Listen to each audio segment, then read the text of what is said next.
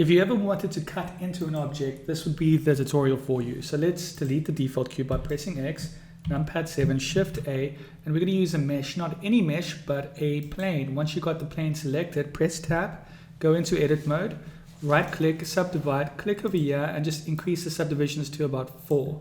Once you've done that, press 3 to choose face select. And what you could do as one method is you can just select a bunch of faces, press X, and delete those faces. And there we've created a hole. And all we need to do now, there's a few things we could do here. We could just press, be in edit mode, we could press 3 to choose face select, holding Alt, holding Shift and Alt, and we just select all these sides here. And we just press E.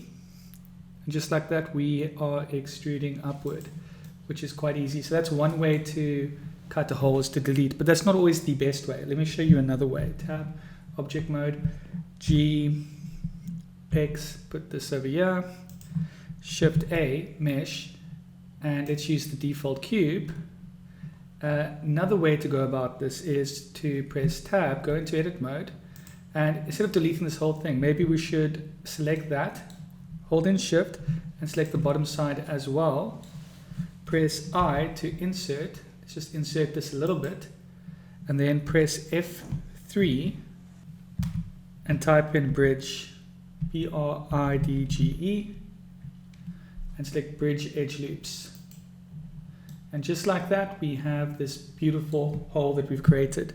And obviously there's another way to go about it, which is the most common way, which is not always the best way because of the amount of geometry it creates, but let's do it. It's my favorite way. G, X, put this over here, and let's use a different shape just for fun. Let's use a UV sphere, shade this smooth, S to this to make it even bigger, Shift A, mesh, and let's select a cylinder, numpad 1, press S to scale it Z on the Z axis and just bring it out so it goes out on either end. We can also right click shade smooth, not that it makes much difference with the cut, just personal preference.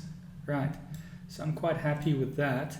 So now all we need to do, one way to go about this is to do non-destructive. Click on your modifier properties, add modifier, Boolean, and what you want to do, oh, mistake, pardon me, you need to select the object that you want to be cut, the canvas. In this case, it's the sphere. Add, Boolean, select the cylinder as the cutting tool, and that's about it. And now keep it on difference. And right now, the cut is there. If we select this object, we go to the object edit properties, viewport display, and we change it to wireframe. And pardon me, not wireframe, turn that off. You want to change the display as wire.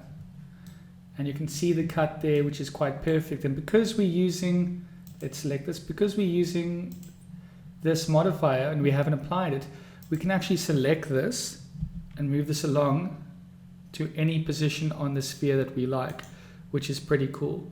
And if you want to make the cut permanent, you just select this, the canvas, and then you apply it. Then we can select this and just delete this. We don't need this anymore. And just like that, we've created cuts in 3 different ways. Anyways, I hope you enjoyed this short. Please don't forget to like and subscribe.